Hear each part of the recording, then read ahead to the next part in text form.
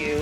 Thank you both for having me, and it means a lot. And I'm happy to pronounce my name before we get Wait, started. no, wait. I've been practicing. Okay, okay. Uh, Ruchika Tulshian.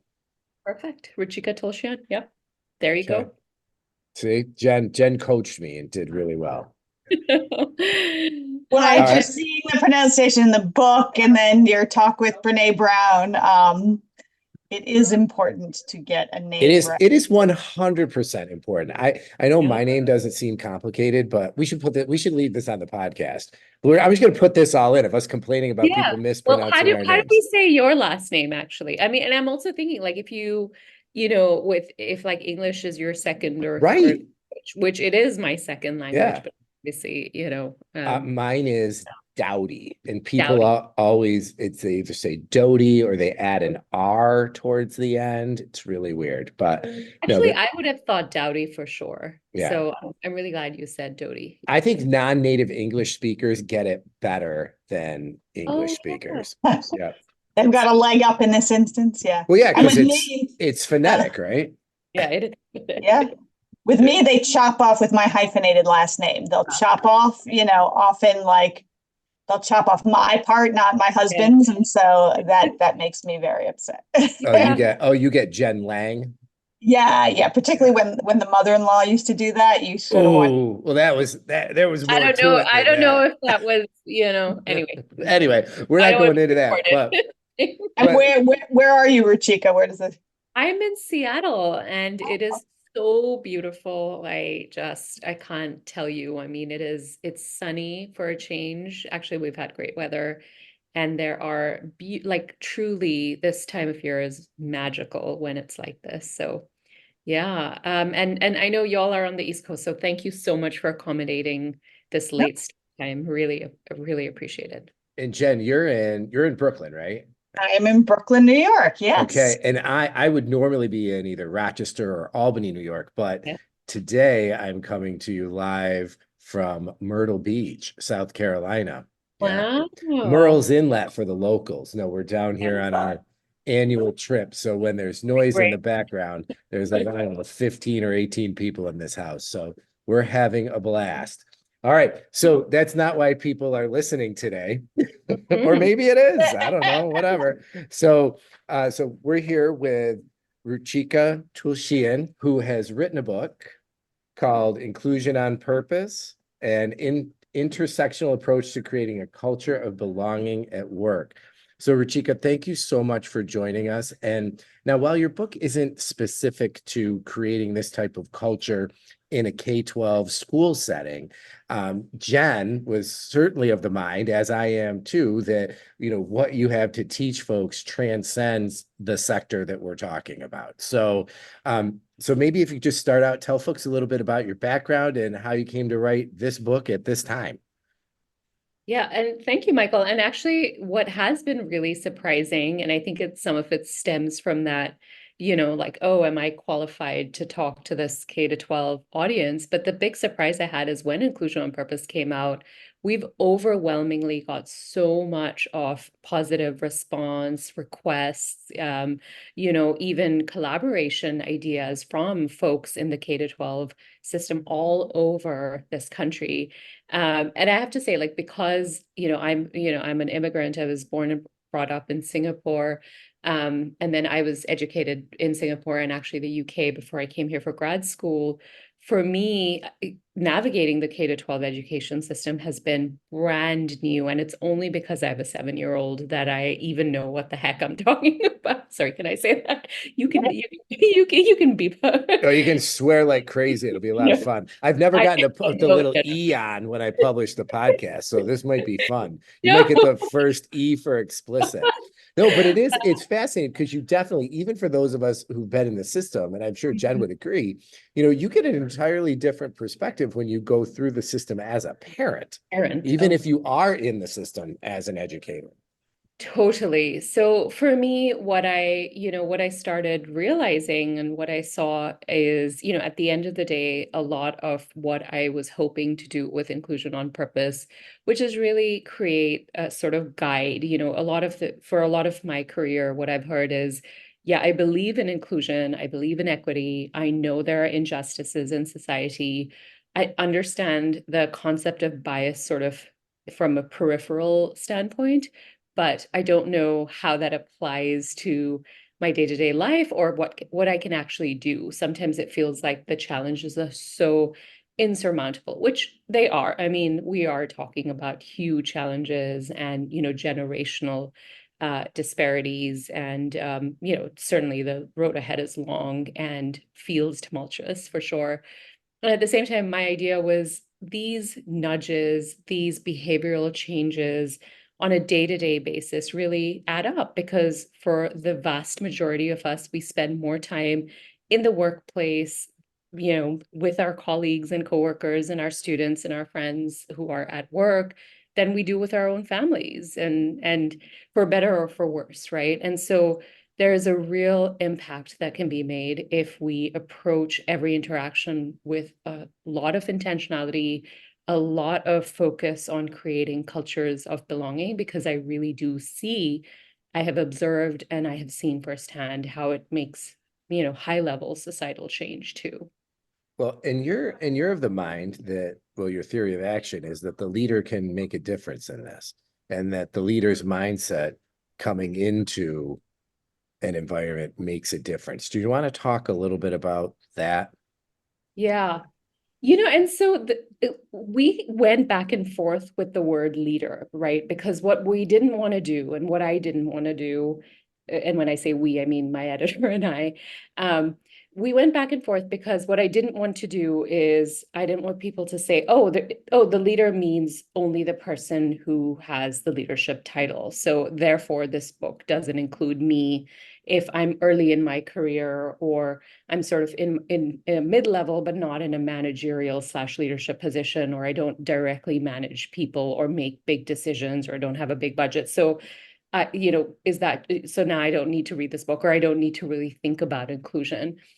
But in a lot of the instances where there have been change, we, have definitely seen people who have those leadership titles when they get engaged, when they have buy-in. And again, especially when we look at workplace data, the common experience of workplaces that are inclusive, that are anti-racist, that have cultures of belonging, really across industry, across location, across size, the one commonality is leadership buy-in. So what started happening was this sort of delicate dance, because we know like literally every single person has to be involved and can be doing the work to understand what bias means and address those biases, to be more intentional in every setting, right? In things like, how do we pronounce people's names? As we talked about at the beginning of this episode, you don't have to be someone with, like head of something on the other in your title to really have it in your daily remit to be able to say to people like, hey, I'm going to really take the moment to get to know, to how to pronounce your name correctly, for example. So I did go back and forth. I do certainly have certain chapters very much focused on people who have, those big budgets or who are able to make those. And when I say big budgets, I really mean have sort of hold the purse strings or be able to make decisions into putting things in place. But a lot of what I try and also talk about, again, is those daily one-on-one interactions or larger sort of team meeting interactions where you do not have to be the leader by title to make a difference. Well, you don't have to apologize here because our audience is made up of almost primarily school-based and district-based leaders. And we did want to bring you on because, certainly in those settings, the modeling and the actions of the leader are so important. We say when the leader sneezes, everyone gets a cold. And so we do think it's very important that the leader, not as opposed to anyone else, but just that's our audience, that the leader develops this mindset. And to be honest, part of why I chose your book to feature in the main idea and send out to people is because of what you were saying earlier, that these are big ideas: inclusion, belonging, DEI. And what I really liked about your book is that you have really concrete actions down to like, an icebreaker activity, a very, very concrete And so, in talking about this question that Mike asked about developing an inclusive mindset, I love acronyms, and I like that you have the BRIDGE acronym. So I'm wondering if for our listening leaders, if you might be able to share some of the BRIDGE acronym and how that can guide them in developing a more inclusive mindset. Yeah. So for me, and again, I'm so glad that I get to speak to folks who are in the education sphere, because I would say one of the things that really changed my mind, and I didn't grow up with it in my academic career, not in my K to 12 education, and even in now that I think about it in my undergrad and grad school, is the concept of the growth mindset by the great, Dr. Carol Dweck. And so very much inspired by that, by this idea that like, you don't need to know everything. And the most important thing is this idea that you can learn, was very foundational in me understanding that even a lot of the biases I had grown up with, and I've talked about this, I grew up in a country where, for example, homosexuality was criminalized until literally 2 years ago. I was actually in Singapore at that time when this historic sort of something that our British colonizers left us with was actually overturned. So for me, I realized like you could be conditioned to believe certain things or not have exposure to people who are very different from you in any way. And the main idea is like you can learn, you can do better. When you know better, you can do better. And I think that was very foundational for me when I was reading, Dr. Dweck's work and sort of adapting that idea to the Bridge framework. Like it's going to be uncomfortable. You're going to need to reflect on what you don't know. You're going to need to invite feedback, right? This is part of the Bridge acronym. You might feel that level of defensiveness, discomfort, all of that, and also understand and expect that change takes time. But I have to say that for me, the inclusion mindset was deeply inspired by, again, what Dr. Dweck saw in the K-12 education system, which is now obviously adapted well beyond that. We've worked with organizations in corporate that have really, really focused on creating a growth mindset organization. And it's important, often in schools, when we think of Dr. Dweck, we think of it in terms of learning, right? It's not like, oh, I'm bad at math. No, everybody can improve, and having a growth mindset helps with academic skills. So I like that you're using it in this context for a different type of mindset, an outlet, and developing an inclusive mindset. And that whatever leaders are listening right now, you don't have to be where you need to be, but you do need to have a humble approach, and you need to admit what you don't know, be from the Bridge, be uncomfortable, reflect on what you don't know. I like in your section about the I from Bridge about inviting feedback, that you give some suggestions about going out and seeking feedback, because we know people don't necessarily walk into the principal's office and say, let me give you some feedback, as my superior. And something that struck me is you said, if you give a survey and 95% of the staff say they feel welcome, I feel like most school leaders would be like, great, I've created a welcoming school. But you say, no, go to the 5% who do not. And something that we haven't yet mentioned is that there's a big focus in this book on inclusivity, specifically for women of color. So I'm wondering if you could talk about that 5% who don't feel comfortable, and why the focus on women of color in your book. Yeah. When I started my career, and I was definitely off the idea and off the mindset that like, oh, we've overcome, like women's rights, gender equality has progressed so much, and I'm going to have this wonderful experience because I worked hard and I have all these, academic credentials. So wonderful, like it's going to be a wonderful experience. And I'm ready to, roll up my sleeves and get to work. And obviously what I started seeing is, no, that's not actually the case. And of course, I don't have to, tell all of you all the data, but, even if you look at, within education and academia, there's such a disparity in terms of gender representation when it comes to leadership versus at every other level, right? And we see this in literally every field, right? Sometimes people say, oh, well, in female dominated fields, surely this shouldn't be a problem, right? Like as long as you have number representation, like we're fine. And no, you actually have to look at leadership representation as well. And that's often where you see a lot of disparity by gender. And so, as I started facing gender bias and observing it more than anything, I became more and more interested in trying to understand what are the reasons why women aren't progressing at the same rates as men, right? And that was very much early in my sort of career and looking into this. And again, the more I looked into the data, the more I started looking for data that was intersectional and broken apart by race and gender. It became very, very clear that some of the most challenging experiences were being had by women of color who were facing sort of this double bind, right? And this double negative experience of being discriminated by race or gender. And again, when I say discrimination, sometimes people think, oh my gosh, like, does that mean a legal situation? And indeed, there are unfortunately many. But really, it's those daily slights, what some people call microaggressions. I'm careful to use microaggressions in terminology as I write in the book. I have seen and I've now talked to the researchers who brought microaggressions back into the sort of public consciousness, Dr. Daryl Wing Su of Harvard. And he said very clearly that microaggressions do not have a micro impact on people. It actually has a very macro impact. It's, very, very deeply impacting the lives, both the careers and the actual personal and social lives of people who experience them.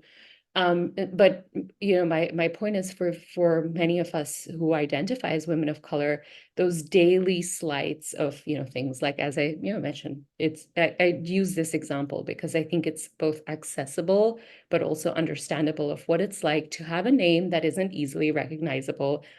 A lot of the data around having your name mispronounced that I draw from now is actually within academic settings, within the K-12 education, looking at what it's like for students who have names that are unfamiliar, like mine, being mispronounced day on day on day. Like, what does it feel like to walk into a classroom and feel like, oh my gosh, like, I hope I don't get picked on, not because I don't have the answer, but because I know my name's going to be butchered and then my friends will laugh at me, all of that.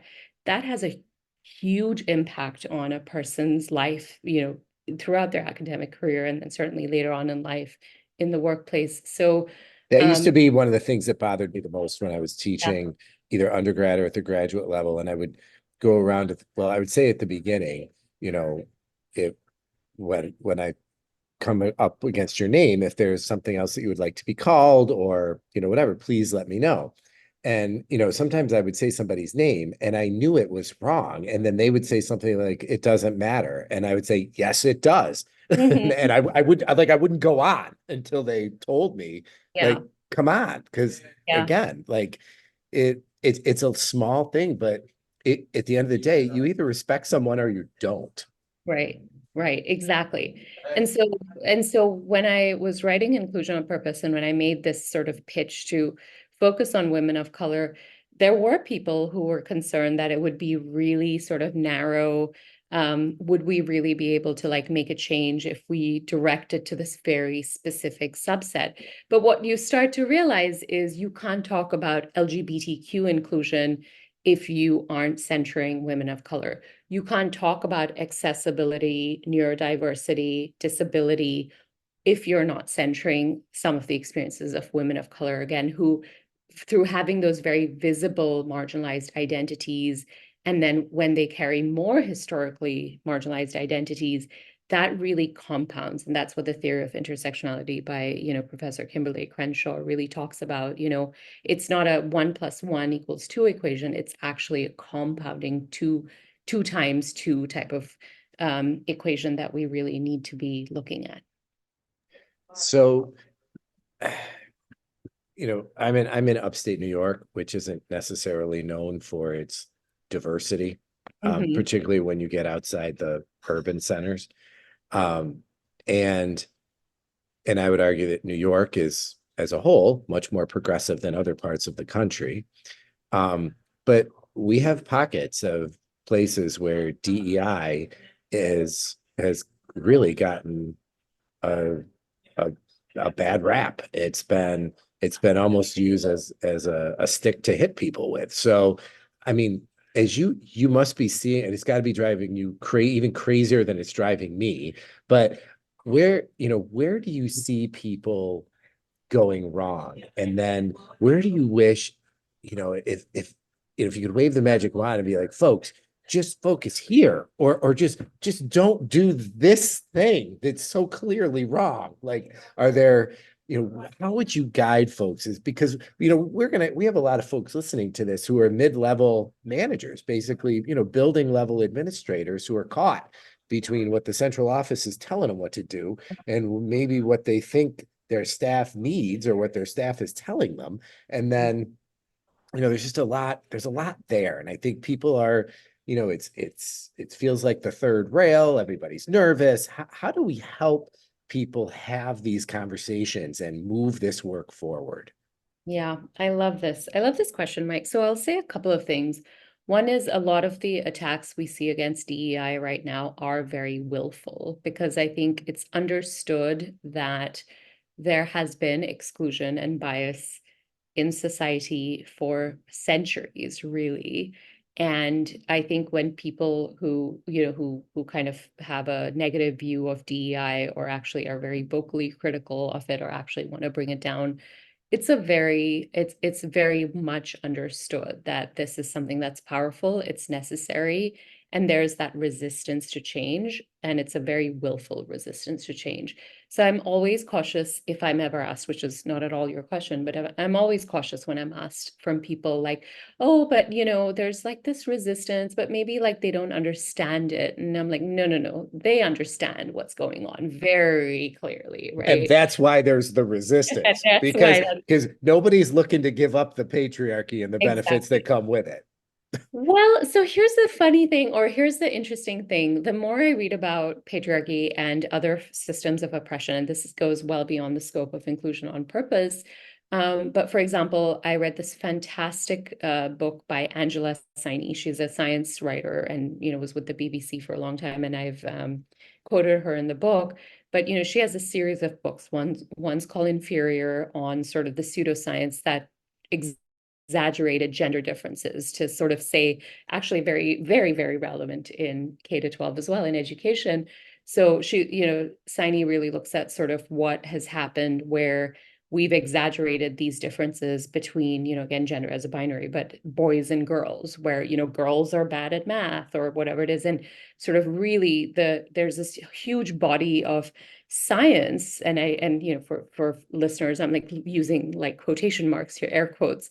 There's a huge body of the science that has really proliferated because of the biases of the researchers, right? These researchers were like, oh, here's this like small difference I see, but I'm going to sort of exaggerate again. And, whether that's willfully or whatever it is, but really played into this idea that like boys and girls were so different and therefore naturally chose different paths, naturally were good at certain things and not. And sort of all of that bubbles up, through certainly the K to 12 education system and then out in society in other careers as well.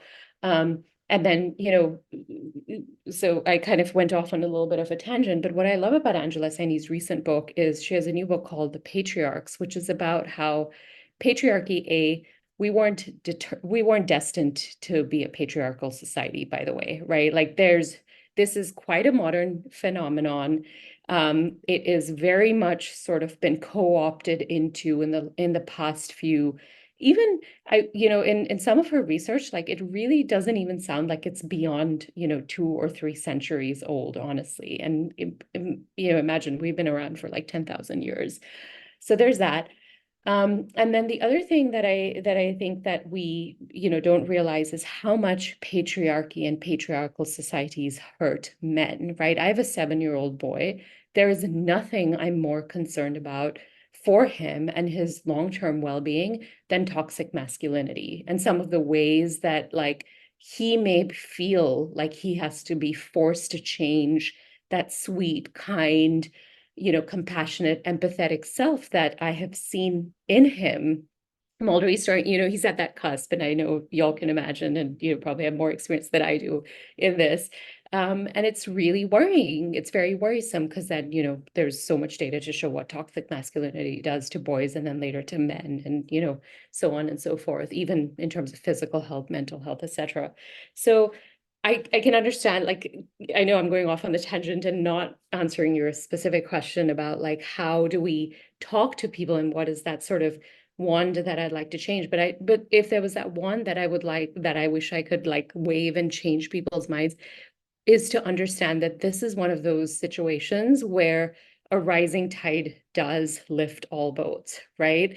Like creating an equitable and inclusive environment where you center the experiences of women of color and you look into the 5% that says, hey, this environment isn't great, actually unlocks so much potential for the 95% that might have said this workplace is wonderful, right? And what we've seen, what that means and what we've seen is it has allowed creating more equitable, inclusive cultures has allowed more men, cis, straight, white men to say, actually, I now feel more comfortable showing up as an introvert, right? Or my leadership style is completely different than what was always expected of me.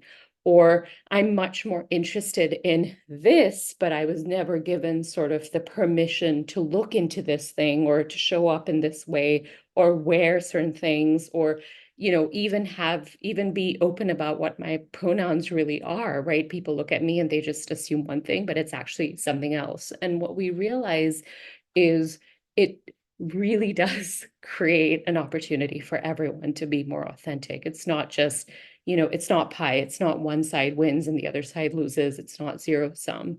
And I really wish we could change that mentality.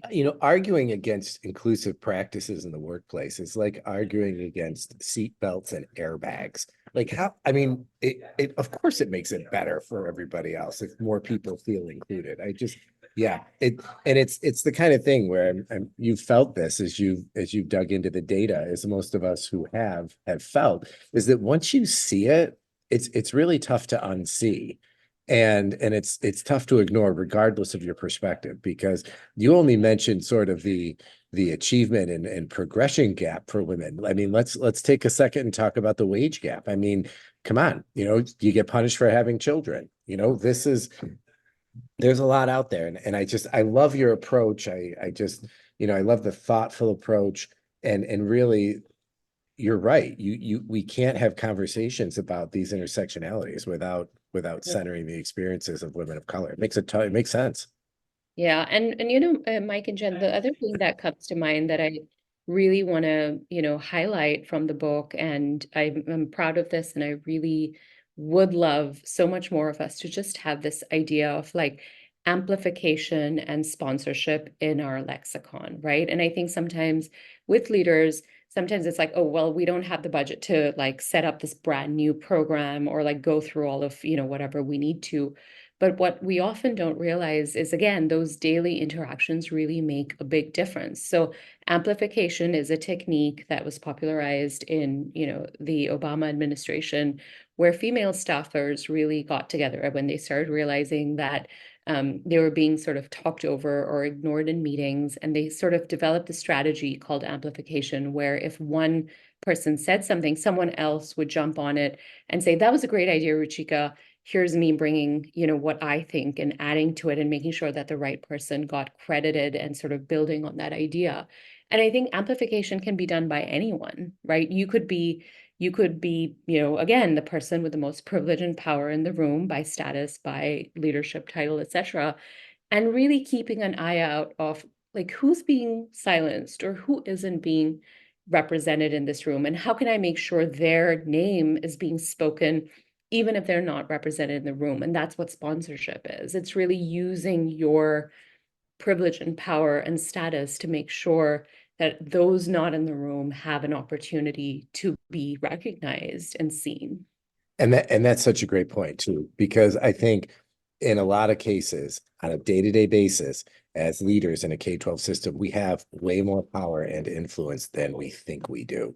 And just by that, I'll do it sometimes. If I'm in a meeting where I feel like I'm talking too much or other certain people are, I'll make a little seating chart and keep track of how many times I hear that person's name or how many times that person talks. And then I might say, hey, Jen, we haven't heard from you yet. What do you think about what was just said?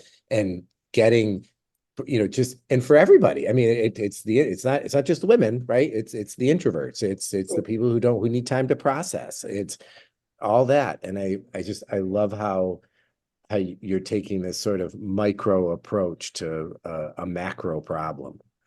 Yeah, because And I I think think it is. Sorry, Jen. No, I was just going to say that, I think in looking at, so part of your book deals with the inclusive mindsets of leaders, or everyone, as you say, and then part of it deals with growing inclusive workplaces.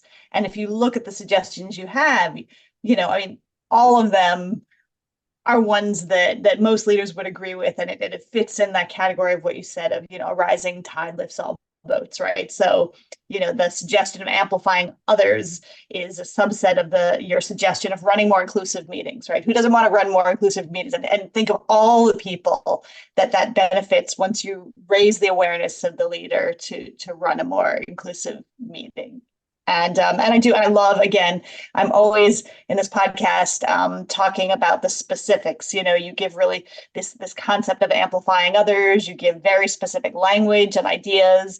You talk about interrupting the interrupter, right? Everybody in a meeting, when there's somebody who is constantly interrupting everyone, is waiting for the leader or someone to interrupt the interrupter. So it's another example of something very concrete, very doable, that makes the whole meeting more inclusive, more enjoyable, more effective. Absolutely. Yes. So sorry, you were going to say something. No, absolutely. I mean, what you said is absolutely right. And I think we also, and I'm sure we can all think of examples of where, the quieter people had the best ideas, or the people who felt like in the meeting they couldn't speak up. And then later on, in a one-on-one setting, they were like, actually, I really wish we had, instead of zigging, I wish we had zagged. And it was like, oh, of course, that's the best sort of idea here. So I think that sometimes we lose that again in our sort of way to just prioritize, like, what does the person with the loudest voice in the room have to say? We often lose the best ideas. And again, there's so much good research to back this up too. Well, Ruchika, this was a great conversation. I feel like we could talk to you all night. This was fantastic, but we want to be sensitive to your time. So the book is Inclusion on Purpose: An Intersectional Approach to Creating a Culture of Belonging at Work. Ruchika Tulshian, thank you so much for taking time to be with us today. We truly appreciate it. And I'm leaving all that stuff in the beginning about us talking about our names. In fact, I might start it from right here. So yeah, this is the pre-banter where we say the podcast opens with us complaining about how people mispronounce our names. And then, I don't know, if you want to stick with it, have at it. That's good. And before we end, Ruchika, where can people find you if they want to learn more about your work? And I believe you're working on another book, so if you want to take a moment and share. Yeah, so please visit my website if you're interested. It's inclusiononpurpose.co. So inclusiononpurpose.co. I am working on a new book. I'm actually, again, very inspired and very thankful, actually, Mike and Jen, for what you and all the listeners of this podcast and folks in Leadership for Schools do. I mean, y'all are really, really doing some of the most critical work, not only for us right now, but for our future and for the legacy that we hope to leave in this, in this world. And that is really the focus of my next book. It's called Uncompete, and it is a made up word for everyone who, for all listening who are like, is that in the dictionary? It is not. I made it up. And it really looks at how, in our society today, the competition mindset and the competition approach to everything has been really harmful and deleterious to all of us, and how there's a real opportunity to, find another way, which is to uncompete and do the opposite. I can't wait for that one. I'm looking forward to that. Another one very applicable for K-12 schools. We think a lot about competition, individualism, in schools. So that's wonderful. All right. Well, thank you so much, both of you. Thank you so much. Thank you. Have a good night. Thanks for listening to this episode of the School Leadership Show, a podcast for aspiring and practicing school leaders. Send your comments, questions, and show ideas to me, Mike, at schoolleadershipshow.com. And please consider rating the podcast in iTunes and leaving a comment. And definitely pass the show along to your colleagues.